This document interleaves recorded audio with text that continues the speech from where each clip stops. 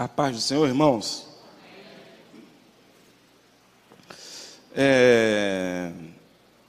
Mês da família. E a gente tem que falar sobre família. Falar sobre uma família é um desafio, né? Porque a gente tem família, então quando a gente fala de família complica. Não sei se vocês sabem, eu sou assistente social. E eu me lembro que na minha graduação, eu fiz fora do país, e na minha graduação eu tinha que escolher tinham 3 formas de graduação, e eu podia escolher uma delas. Eu podia fazer uma tese, eu podia fazer uma outra coisa, mas eu escolhi fazer um projeto de grau, um trabalho de grau, fazer uma tese, levar essa tese à prática. E aí você tem, quando você pega a sua tese, leva a sua tese à prática e ela confirma na prática, não apenas na teoria, você vê que a coisa foi feita, 50% já está aprovado, né? Qual é o avaliador que vai dizer que essa tese está equivocada totalmente, né? Como brasileiro é meio forgado, eu falei, eu vou fazer isso mesmo. E fiz. Eu fiz a tese e depois eu fui para o trabalho de grau, fiz um projeto numa creche que tinha um apoio do UNICEF e do governo italiano, lá na Bolívia. E foi muito interessante aquilo. E foi fantástico. Eu tirei uma nota excelente, foi uma coisa assim fantástica. O UNICEF não tinha modelo daquele tipo para aplicar nas creches, estavam vendo a possibilidade de replicar aquele modelo daquela creche em outras, né? Do UNICEF, foi muito legal. Na minha defesa estava lá representante das Nações Unidas, do UNICEF, mas assim foi chique, eu falei, uau! Né? Meu trabalho foi sobre escola de paz, essa importância da criança estudar e ter essa formação continuada em casa. E em casa ela desaprendia aquilo que era aprendido lá na escola. E isso era muito sério. E não tem como você trabalhar com a criança sem trabalhar com o universo da criança. E foi tomado em conta isso, foi algo interessante. E eu fui muito homenageado na época, foi muito legal o meu projeto, foi muito bem aceito. Então eu dei algumas palestras, falei muito sobre educação de filhos e tal, e pais e tudo mais, foi muito bom. Até que Mateus nasceu, aí estragou tudo. Gente, Mateus nasceu, estragou tudo. Aquele aluno fera, aquela tese maravilhosa. Irmãos, eu tenho até hoje lá. Às vezes eu olho e falo, gente, não acredito que eu escrevi isso tudo. Foi fantástico, mas hoje eu teria que fazer algumas reformulações, porque além do Mateus ainda veio a Juliana. Falei, quebrou muita coisa dos meus postulados, foram quebrados por esses dois. E a minha vida acadêmica teria que ter uma reconstrução aí, algumas coisas. Eu teria que repensar certas coisas. Talvez lá para o mestrado, doutorado, eu vou fazer alguma coisa desse tipo. Mas família é isso, irmãos. Família é muito legal de você falar sobre. Você criar normas sobre, você legislar sobre. É emocionante, irmão. Você fica animado, você cai para dentro, e você aponta dedo, e você escreve em quadro, você traça gráficos. Mas ser família é algo que vai além da teoria. Então, muitas teorias caem quando você deixa de falar família e você passa a ser família. E é sobre isso que eu quero falar com vocês hoje. Amém? Um assistente social frustrado. Por 2 pequenos infantes. Vamos lá, família, vamos orar. Deus, dá-nos graça para que a gente consiga hoje compartilhar algo e que seja de utilidade para os nossos irmãos, de aplicabilidade na realidade deles. Não seja algo que fique apenas num conceito, apenas no campo das ideias, mas que a gente consiga sair daqui e colocar em prática o que ouvimos nessa manhã. Abençoa-nos, fala a cada coração, é o que eu te peço, em nome de Jesus, amém. Eu estava pensando no que falar sobre família, e é difícil, e quando a pastora Leila falou que esse mês da família ia ser muito prata da casa, não é, pastor Carlos? Prata da casa, caixa baixa é prata da casa. A gente nunca fala em mês da família, porque a gente, para que ouvir a gente? Já ouve a gente sempre, né? Vamos trazer o pessoal de fora, né? Mas esse mês foi caixa baixa, então a gente está falando. Eu penso no que eu vou falar para esse pessoal sobre família. Me ocorreu algo interessante, como introdução. A Eliana voltou à faculdade, ela teve que fazer um apostilamento, né? Então o pessoal da família lá juntou, missionários sem grana. Gente, contribui com missões aí, gente, por favor, lembra de mim, quebra galho aí. Então o pessoal da família juntou e tal, não, você tem que fazer isso aí que é importante. Ela fez pedagogia há uns quantos anos atrás? 30 anos atrás, sei lá.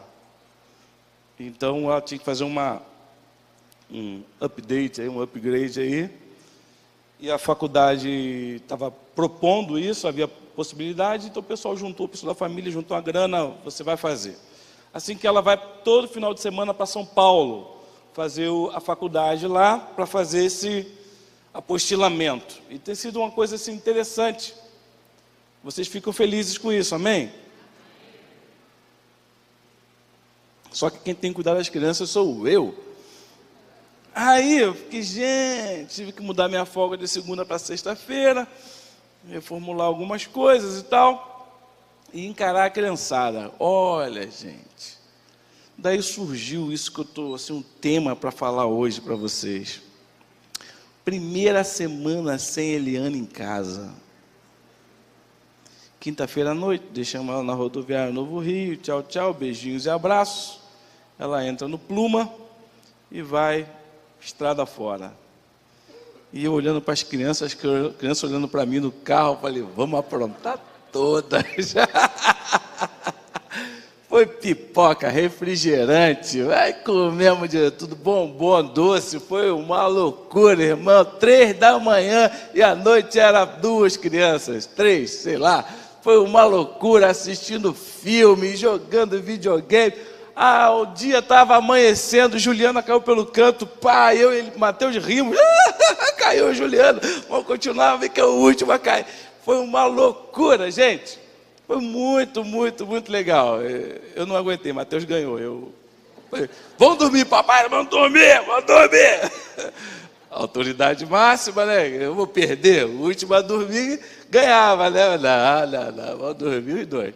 E dormiu todo mundo, os 3 numa cama só, felizes da vida, bagunçando, os mosquitos comendo a gente. Mas foi muito interessante. Ninguém lembrou da Eliana. Ninguém lembrou de saudade. Aquela frustração quando mãe chega em casa, chorando, Eliana, meus filhos. As crianças, acabou. Acabou, mamãe chegou e estragou tudo. Foi muito legal. E sentiu saudade? Não, mãe, foi legal, não sei o quê. Papai queimou pipoca, as panelas queimadas, aquela coisa toda, aquela loucura em casa. Foi tremendo.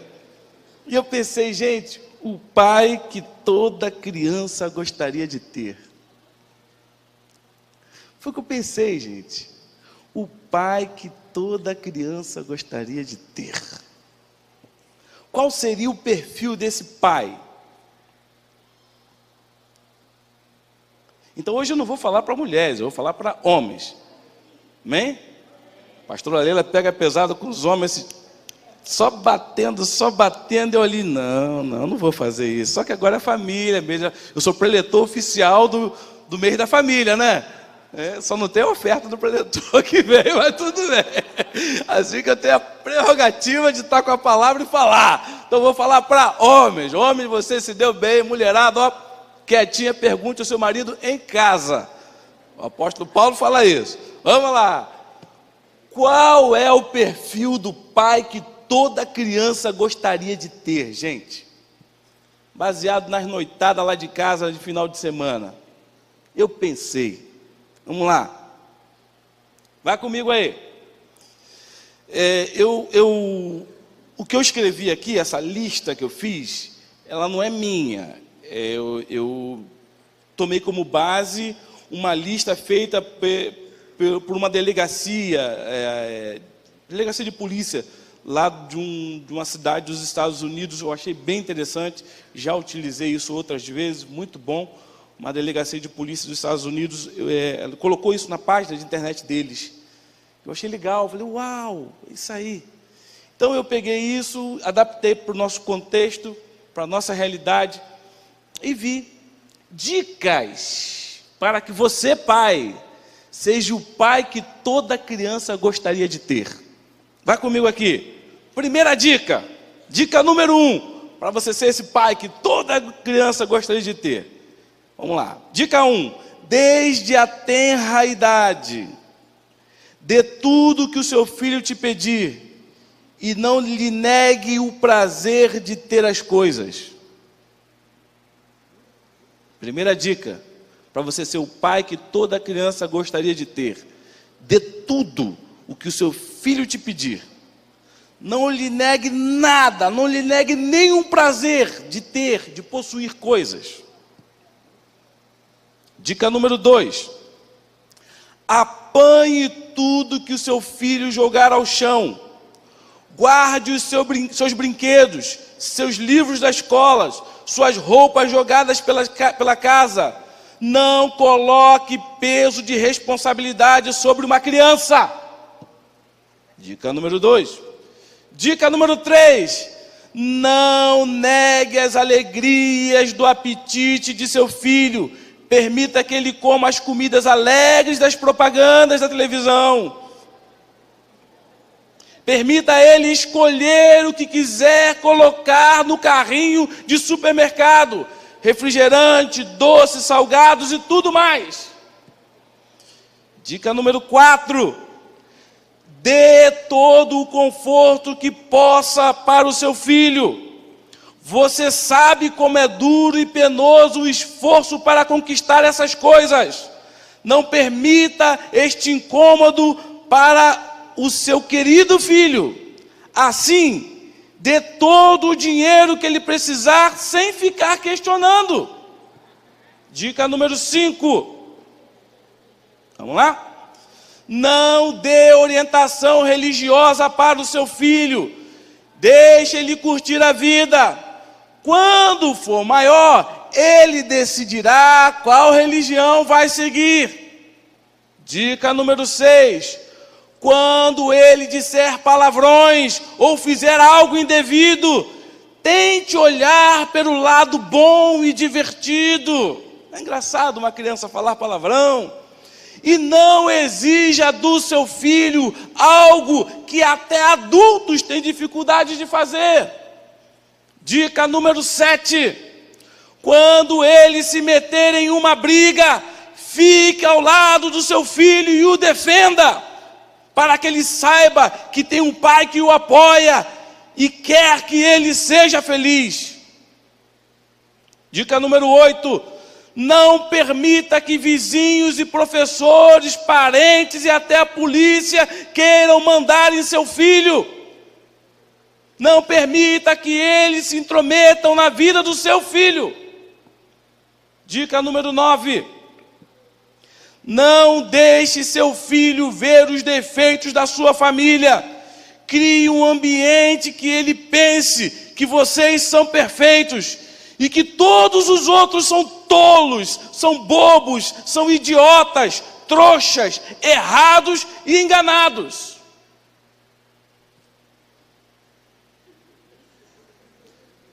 Com certeza, se você seguir estes modestos conselhos, você será o pai que toda criança gostaria de ter.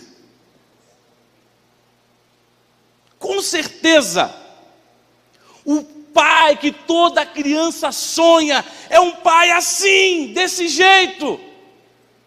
tudo o que uma criança espera de um adulto. É isso.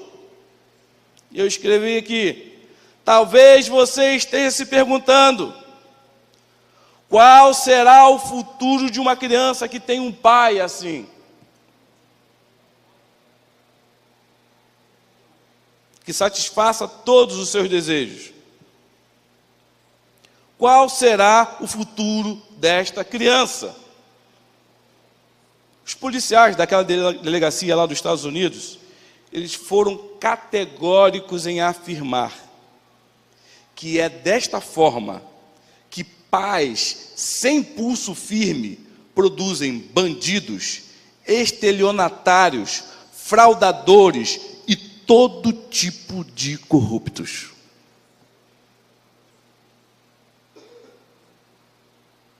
Diante desse quadro, a gente fica pensando, como pai, nós devemos ser o pai que a criança quer que sejamos?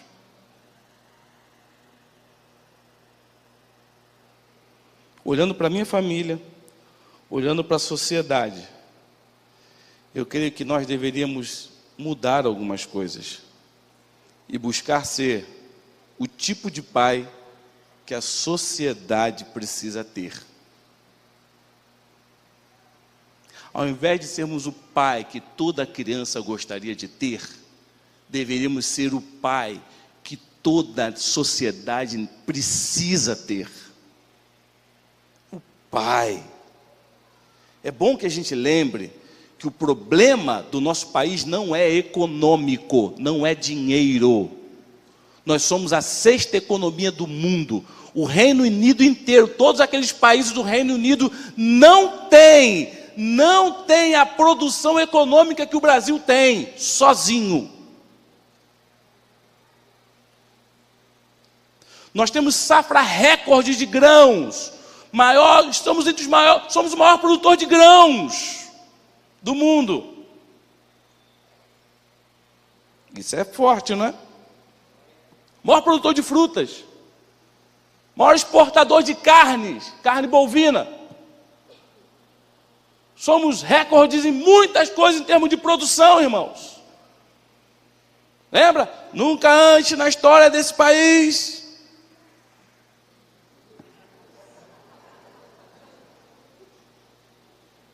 O problema não é dinheiro, irmãos. Um país onde uma pessoa só tem que devolver 159 milhões de reais. De uma única empresa, alguém consegue roubar 2, 3, 4 bilhões de reais em uma década. Um desvio que é uma coisa astronômica, deve chegar, sei lá, 100 bilhões de reais, que é roubado aí desse país numa década, e o país não entra em falência. Você mais chupa uma laranja, cospe, daqui uma semana você vê está nascendo. Terra em que se plantando tudo dá.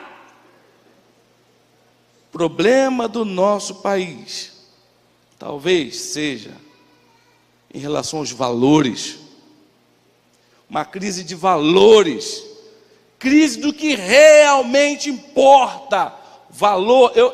Nós às segundas-feiras estamos estudando com os homens, né, algumas coisas da Bíblia.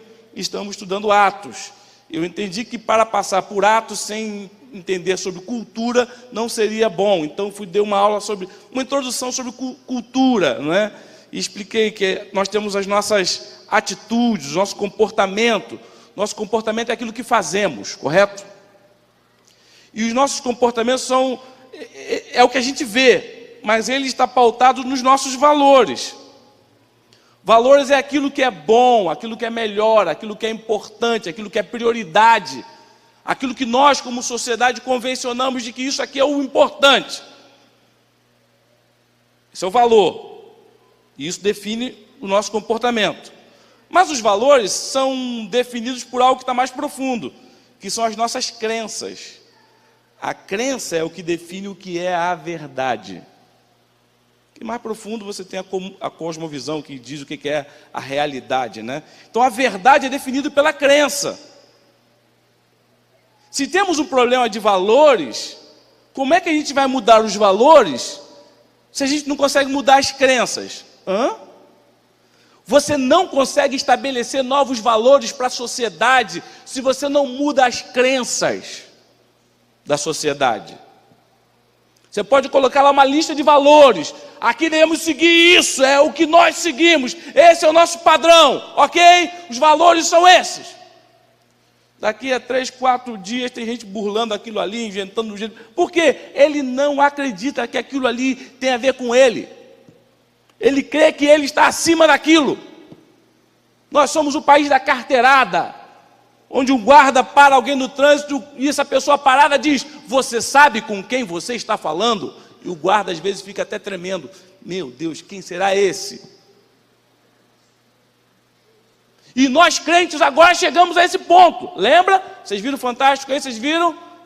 O prefeito lá daquela cidadezinha lá, o ajudante lá, o cara do prefeito lá, que o sujeito liga para ele: vou te quebrar, não sei o que lá, você que pegou aqueles cheques e está devendo. O cara fala: pode vir, meu amigo, eu estou blindado pelo sangue de Jesus. Rede Nacional, grampo da polícia, autorizado. Eu estou blindado pelo sangue de Jesus, pode vir, meu irmão. Você sabe com quem você está falando? Eu estou debaixo do Todo-Poderoso. Eu tenho a cruz diante de mim, rapaz. Para mim não tem encantamento não, para mim não tem encantamento não, para mim não tem não. Que crença é essa que produz esses valores? Que não consegue andar a segunda milha, que não consegue amar o inimigo, orar pelo que persegue, que não consegue deitar a túnica, que não consegue dar outra face. Que crença é essa? Então, o problema do nosso país tem a ver com valores, tem a ver com crença, tem a ver com qual é a verdade. Pastor, para com isso. A sua verdade é a sua verdade, a minha verdade é a minha verdade. Para você é isso, mas para mim é isso. O que a gente vive isso. Como é que se chama isso? Pós-modernidade, onde a relatividade toma conta. Por isso você vê a igreja como está. Sociologicamente dizendo, talvez a instituição mais pós-moderna que existe hoje na atualidade seja a igreja neopentecostal. Que a gente consegue se dividir, se fracionar debaixo de uma única verdade e cada um interpreta a verdade do seu jeito. É a briga para ver quem interpreta melhor. A minha interpretação é melhor por quê? Porque tem mais gente me seguindo. E a sua? A minha é melhor porque tem mais gente sendo curada. E a sua? A minha é melhor porque tem mais gente ganhando dinheiro. A minha é melhor...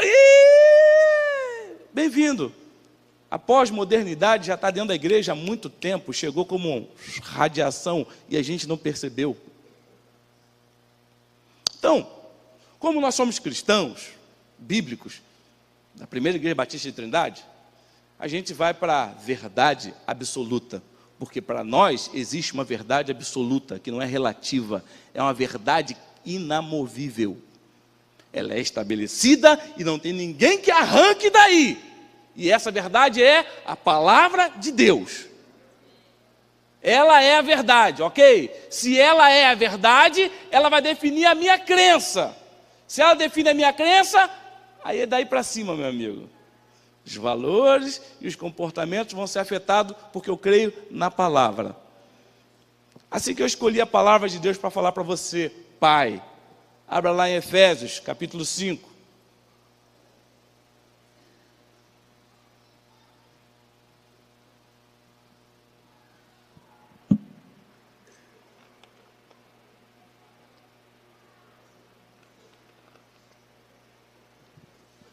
Vamos começar do versículo 22 para brincar um pouquinho com as irmãs.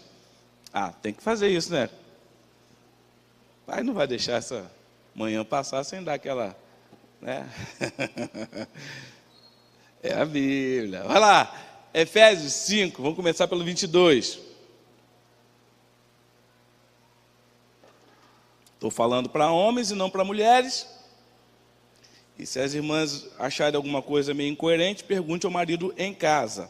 Vai lá, Efésios 5, a partir do 22. Vós, mulheres, Aleluia. Sei que você está dando glória aí, irmão. Demorou, né? Pastora Leila não ia ler isso. Não ia. Vai lá, vai comigo aqui.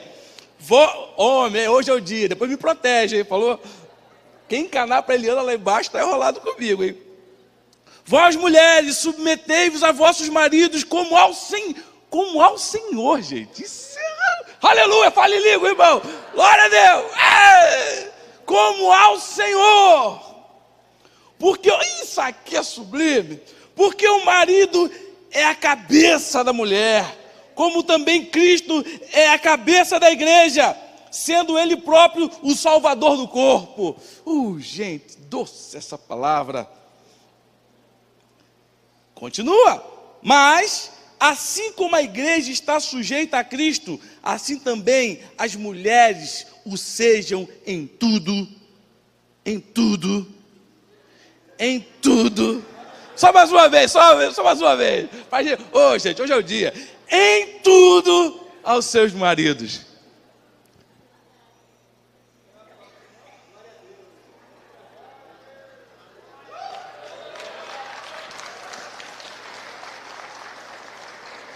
Pode acabar a pregação, né? Vocês riem porque vocês não creem que isso aqui é verdade.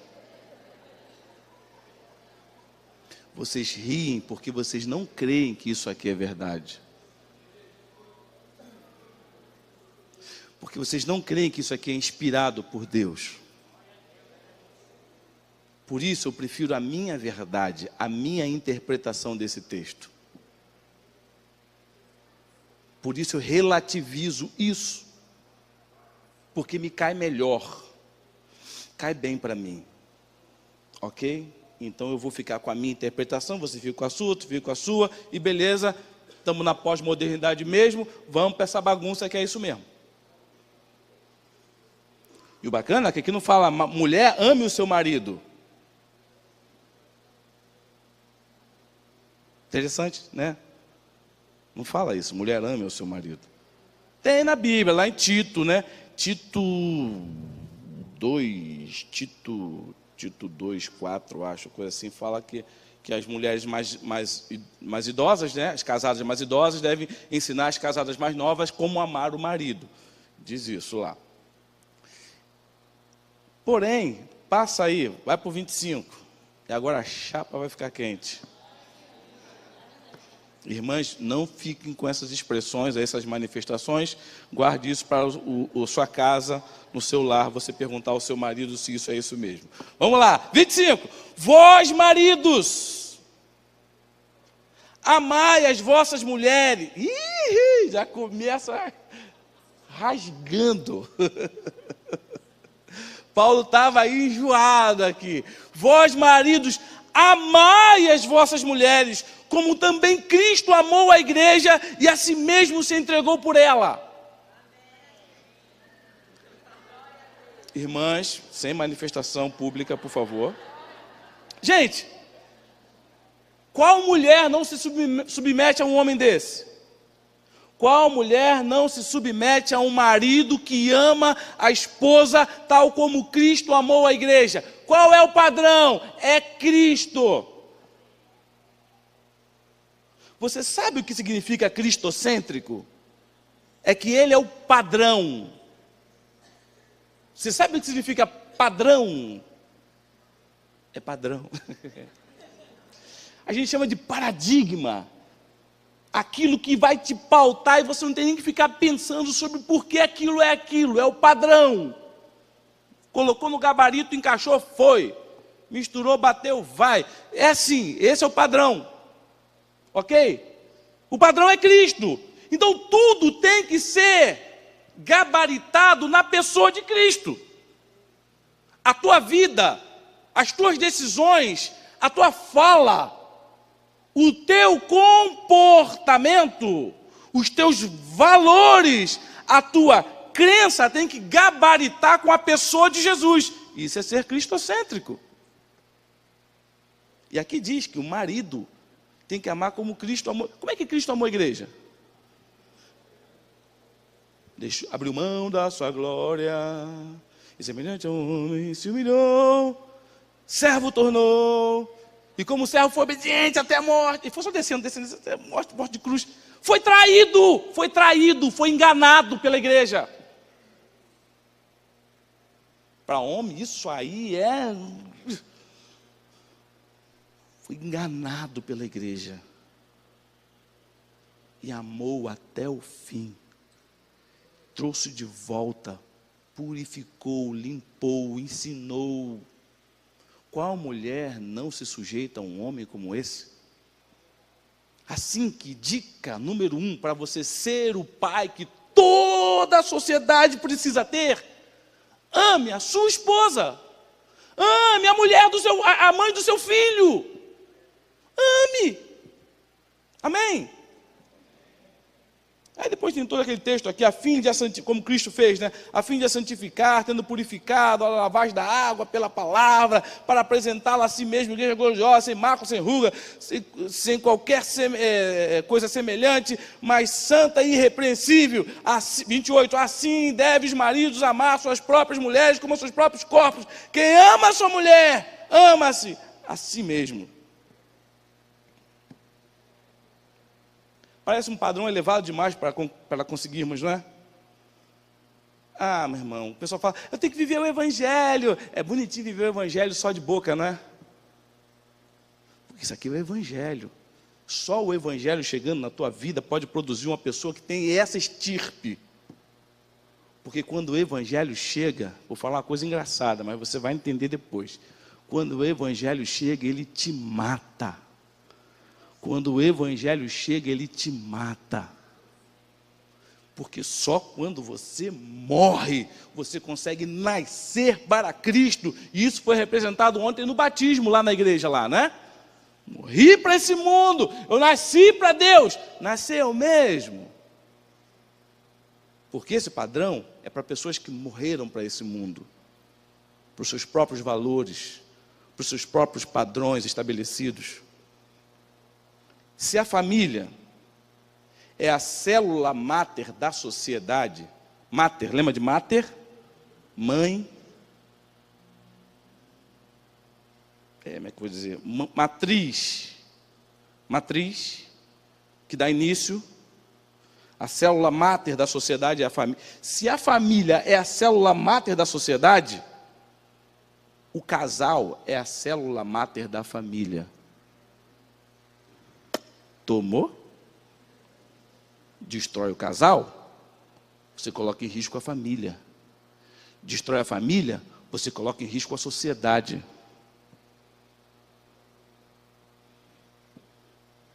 Ame sua esposa. Década passada, 28.275 mulheres foram mortas pelo marido ou ex-marido. Dados do mapa da violência. Não sei se vocês têm seguido isso no jornal. Ou vocês só ficam só na melodia? De repente você desliga da melodia, sai da porta de casa, o mundo acabou, você nem viu. Oi, acabou? Ué, acabou. Olha o que está acontecendo ao redor, irmão. Ô! Fica só preparando uma tenda para Moisés, para Elias, para o Senhor, vou ficar por aqui mesmo. Ei! Vambora, vamos pregar o evangelho. 28.275 mulheres foram mortas pelo marido ou ex-esposo na década passada.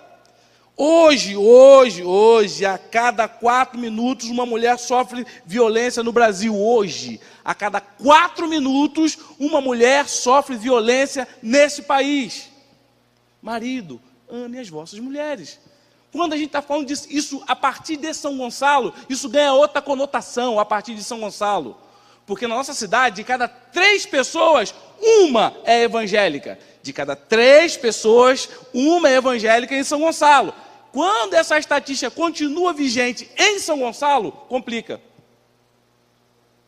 Tem algum irmão aí pegando a mulher em casa aí, gente. Porque senão não encaixa. Tem alguma coisa errada nisso aí, gente.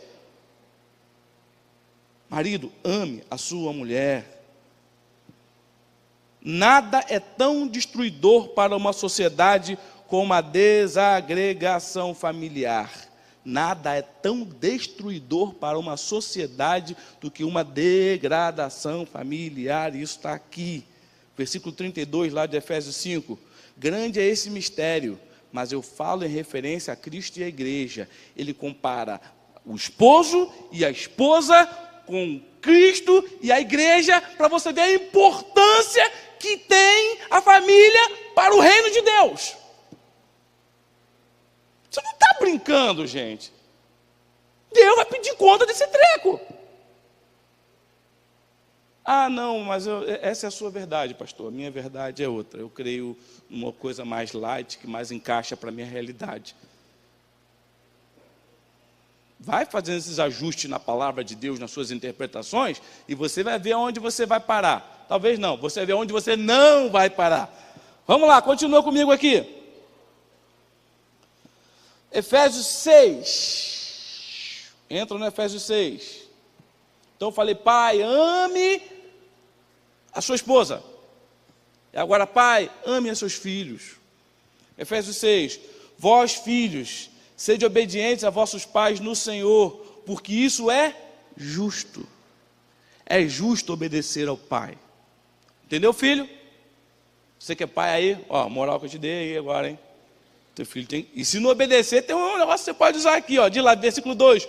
Honra teu pai e tua mãe, que é o primeiro mandamento com promessa, para que te vá bem e sejas de longa vida sobre a terra. Esse é o positivo. O positivo é, quando você honra pai e mãe, você tem uma vida prolongada na face da terra. É o positivo. Vamos inverter e ver o negativo?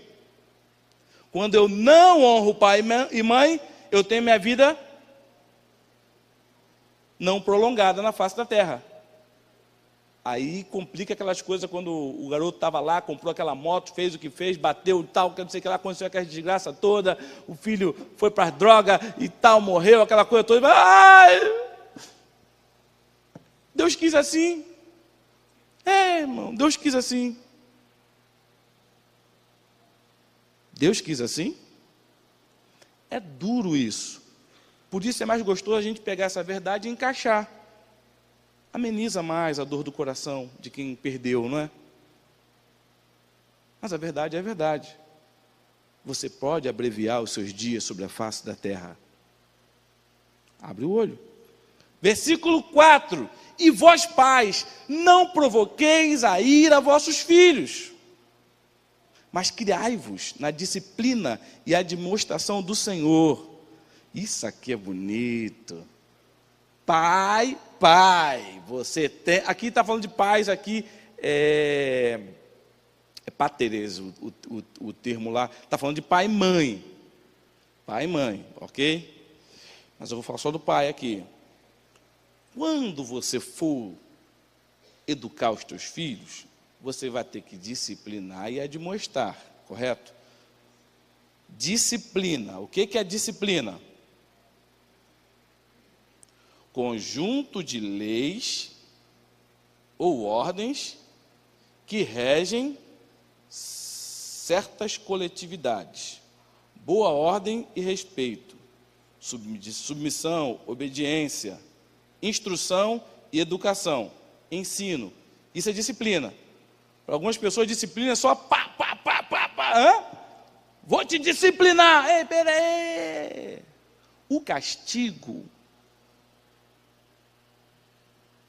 é apenas uma parte pequenininha do que é a disciplina. A privação de um prazer momentâneo ou infringir uma situação de desprazer para uma criança, para um filho, é apenas uma parte pequena de toda a disciplina que nós devemos dar aos filhos, ok? E você não deve usar somente quando você for colocar as normas, o castigo, que a gente chama de castigo, é forte essa palavra, né? Na falta de outra, para que a gente compreenda melhor. Você não deve castigar só de um jeito. Tem gente que pensa assim, vai ficar sem videogame. Semana que vem, vai ficar sem videogame. Você pensa que isso para a criança é legal? Chega uma hora que a criança já começa a fazer cálculo custo-benefício, né? Se me castiga, eu fico sem videogame. Se eu faço videogame, eu fico tantas horas sem videogame, vale a pena. Faço isso, já sei que vai ter o videogame. Beleza. Gente, você não está lidando com cachorro. Cachorro é condutivo o tempo todo, praticamente, o tempo todo condutivo, né? Você é condutivista nele. Criança não. Criança consegue pegar mais 47, mais tal coisa, juntar e criar uma informação nova e chegar às suas próprias conclusões. Por isso você fala, meu Deus, eu nunca ensinei isso a essa criança, como conseguiu? Meu amigo, é ser humano. É ser humano. E esse pequenininho, se fosse bem ensinado, poderia colocar um satélite no espaço. Tem quase todo o potencial para isso. É que nosso país não deixa. Mas tudo bem, nosso país ele sufoca essa... política é outra coisa. Vamos lá. Então é isso, gente. Eduque com carinho, mas a gente tem a tendência de terceirizar a responsabilidade. Tendência de terceirizar a responsabilidade. Você tem que ali gastar tempo com o teu filho, mas não tem muito tempo, o que você faz? Liga a televisão. Compra um pacote de desenho lá na Sky e deixa o moleque assistindo.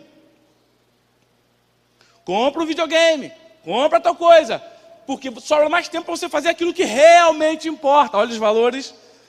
Você sobra tempo para fazer o que realmente importa.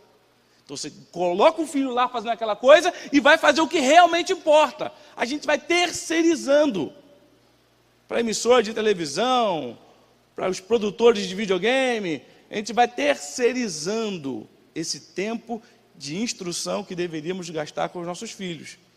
Para algumas famílias é até bom. Porque pelo menos o garoto aprende como é que são os planetas, lá no Discovery Kids, aprende um montão de coisa bacana. Que de repente com o pai e a mãe em casa, pela cabeça que tem, não aprenderia. Ih, falei uma coisa esquisita. Mas outra coisa, nós terceirizamos a educação na escola. Eu mando você para a escola, o professor não educa.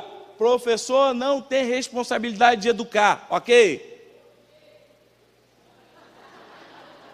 Professor é tudo assim, professor é tudo meio marxista, gente. Já quer fazer greve, levantar bandeira aqui, professor, segura aí, hein? Olha lá, esse povo de professor não é mole. Professor, a gente pensa que o professor tem que fazer isso. E não é, meu amigo, é contigo. Como diz o Cláudio Duarte, é tu, meu irmão, é tu, campeão. Eu acho bacana quando ele fala isso, é tu, campeão. Fica sendo aquela coisa de Bob Esponja, eu acho bacana quando ele fala aquilo naquela palestra, né? Gente, é isso aí, é você, cara. Gastar tempo de qualidade com os teus filhos, que ele aprenda com você os valores corretos, para ele poder viver a vida. Porque senão o terceirizado vai ensinar os valores dele. Embutido naqueles desenhos, tem crenças ali embaixo. E que vai entrar. Ok? Não tem como não permitir, mas você tem que inculcar os valores que são os seus. Vamos lá, continua comigo. A gente também terceiriza na igreja. Pessoal, minha esposa queria que eu falasse isso. Você entrega a educação cristã do teu filho para o pessoal da escola bíblica dominical, né? Vai lá, filho, aprender a palavra de Deus. E como é que faz? O cara chega tarde. Você sabia que a classe lá embaixo começa às 9 horas da manhã? Aí ele chega aqui às 10 para o culto. A professora já está desde 9 da manhã ensinando, o teu filho entra no meio. Até atrapalha o aprendizado dos pais que se preocuparam com os filhos e trouxeram os seus filhos às 9. Os pais que se preocuparam com o ensino dos filhos, o ensino cristão, veio às 9 para dar continuidade daquilo que ele dá em casa, às 9 ali, e o teu filho chega depois e entra na classe e já, ei, tudo bem, gente? Bagunçou tudo. Não pegou o fio da meada. Aí você chega aqui e fala, meu filho não aprende nada naquela EBD da igreja. Aqui você vai aprender uma parte. Você em casa tem que saber ensinar os seus filhos, ok? A gente vai terceirizando, chega ao ponto de terceirizar de um jeito horrível. É uma coisa absurda que acontece no nosso meio, gente. Deus, eu vou cuidar das coisas do Senhor, e o Senhor cuida da minha casa. Os mais fervorosos aí têm esse costume de falar isso. Deus cuida da minha casa, cuida dos meus. enquanto eu cuido dos teus, da tua igreja. É bonito, gente, é lindo demais. Parece ter um tom de piedade que não passa do verniz, mas é um tom de piedade bonito.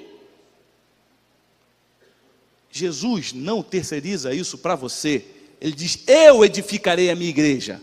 Eu edificarei a minha igreja. Com você ou sem você, eu cuido da minha igreja. Eu dei a minha vida por ela, eu edifico, eu estarei com ela todos os dias, até a consumação dos séculos. Você cuida da tua casa, porque eu pedirei conta. Pedirei conta da tua casa. A quem muito é dado, muito será cobrado. Quantos se preocupam tanto com a igreja, que seus filhos vão para as drogas, que perdem os seus filhos, que a igreja é uma concorrente do filho em relação aos pais, que na igreja o pai é santo, o pai canta, o pai, oh, aleluia, que chega em casa é outro. Você está ensinando um valor para o teu filho, que religião é apenas na igreja, a vida com Deus é apenas na igreja, no dia a dia o couro come, é matar leão, caçar leão a cada dia, meu filho. Na igreja a gente é assim, a gente adora, cumpriu a nossa religião. Agora é para o mundo real, meu irmão. No mundo real é sangue nos olhos, é faca no dente. Vamos embora, meu filho. Você está ensinando isso para o teu filho. Que Deus não te acompanha para a tua casa. Você não tem aquela vida corandeu, vida diante de Deus, o tempo todo. Quer comais, quer bebais, quer façais qualquer outra coisa, fazem tudo para a glória de Deus. E teu filho está vendo isso. O Unicef, no Brasil, ele disse assim, que no Brasil são assassinados, todos os anos, 11 mil jovens e adolescentes. 11 mil jovens e adolescentes sendo assassinados a cada ano no Brasil. 364 denúncias de crianças vítimas de violência a cada dia. 364 denúncias. Que gente que denunciou, um parente, um amigo, um vizinho denunciou. Os que não são denunciados talvez seja o dobro ou o triplo disso. E boa parte disso é de abuso sexual por parte de familiares e pessoas íntimas da família. O Unicef também informou que a gente tem no Brasil cerca de 250 mil menores envolvidos na prostituição. Ame teu filho.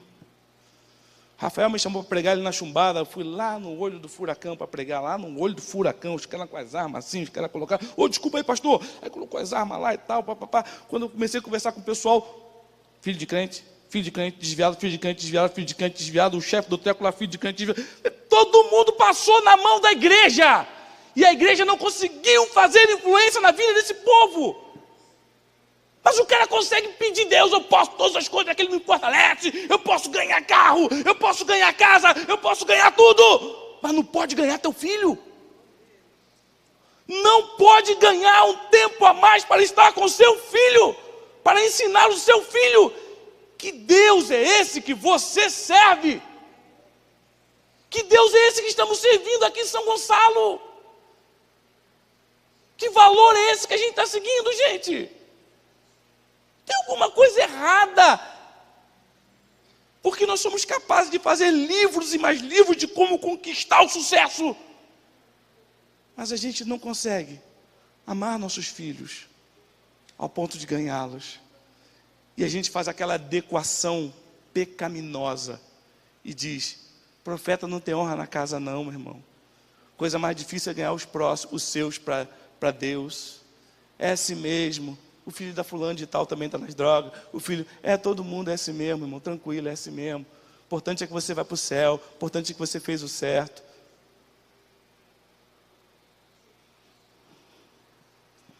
A figura do pai, eu tenho que acabar.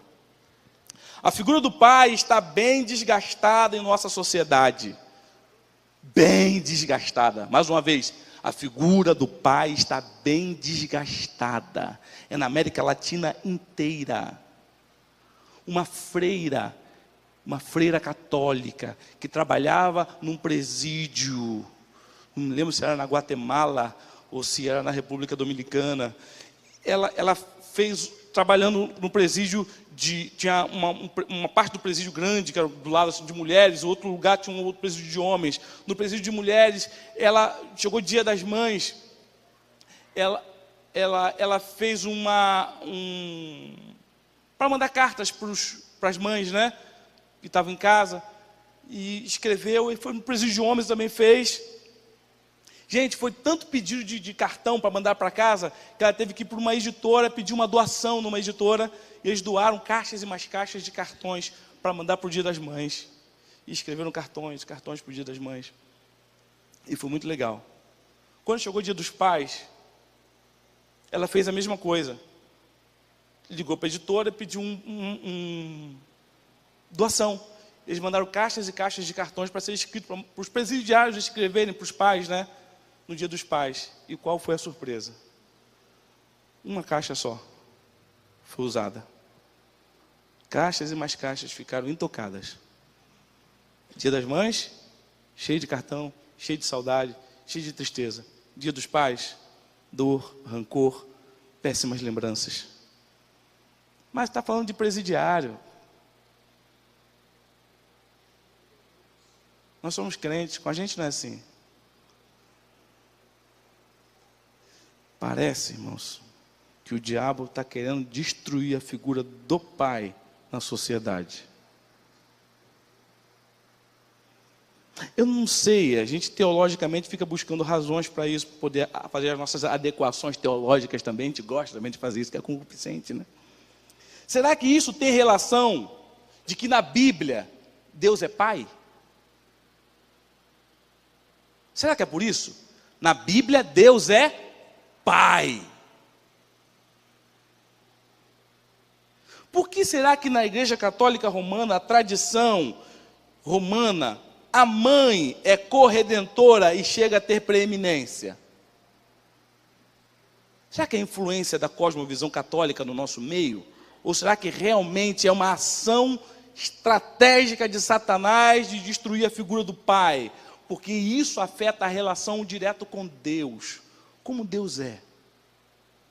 Deus é aquele cara duro, aquele cara que ama a si. Não sei se você já ouviu falar do livro das 3 Faces do Amor, do Josh McDowell. Acho que vocês nunca ouviram falar. Ele fala de 3 tipos de amor. O amor si é aquele eu amo se. Eu amo se você fizer. Eu amo se você obedecer. Papai me ama, por quê? Porque eu sou obediente. Meu esposo me ama, por quê? Porque eu lavo a roupa dele, eu cuido da casa. Será que esse é o amor que Deus nos ama? Deus nos ama com amor incondicional. Você estava perdido, você estava acabado, a tua vida não valia mais nada, você já era réu do inferno. E contrariando todas as regras, Ele te viu perdido, necessitado, te amou, te buscou e você não quis vir. Ele enviou pessoas a falar com você e você humilhou certas pessoas. Você tratou com desinteresse a mensagem da salvação que chegou até você. Mas Deus te perseguiu. Deus não desistiu de você nem um instante. Você foi para as drogas, você foi para a bebida, você foi para a prostituição, você foi para o egoísmo, você foi para trabalhar, esquecer de tudo, você foi para tudo isso. E Deus foi atrás de você. Estou aqui. E Ele venceu. Te venceu no cansaço. Você se rendeu a esse amor. E talvez você tenha que olhar mais para Deus. Porque talvez olhando para Deus você descubra o Pai que toda a sociedade precisa ter. Eu não sei se você quer ser um desses. Eu não sei se você quer ser um dos tais. Mas eu quero dizer uma coisa. Se você não quiser, talvez a nossa sociedade continue perecendo. Ah, pastor, eu não tenho coragem, vai me custar muito. É disso que se trata. Vai custar muito. Vai custar meu tempo? Vai custar o seu tempo. Vai custar, de repente, eu ter que procurar outro emprego? Vai custar ter que procurar outro emprego. Eu não vou ter tanto rendimento como eu tenho agora. Vai custar isso também. Porque o que está em jogo não tem preço. É a família. A primeira instituição criada por Deus. Eu quero terminar. A hora já se foi, já falei bastante. Outro congresso, outro mês da família, a gente fala mais se tiver caixa baixa. Mas eu quero que você leve para casa isso. E que você consiga colocar isso em prática de algum jeito. Pelas suas próprias forças, talvez você não consiga.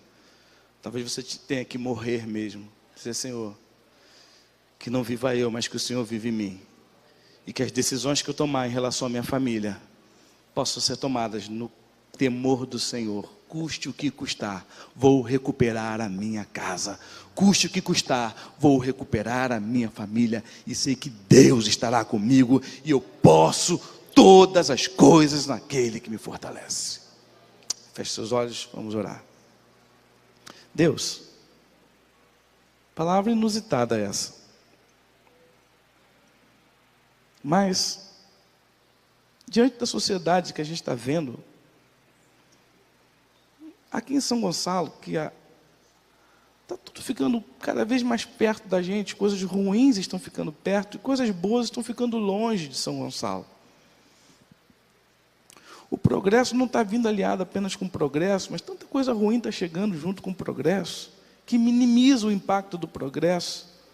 A violência está mais perto, a falta de atendimento na saúde está mais perto, a corrupção está cada vez mais perto, a degradação sanitária está cada vez mais perto, tudo está cada vez mais perto de ruim. Mas cada vez a igreja está crescendo, cada vez mais a gente vê igrejas sendo abertas, cada vez mais portas de igreja sendo abertas. E a tua palavra diz que as portas do inferno não prevalecerão contra a igreja do Senhor.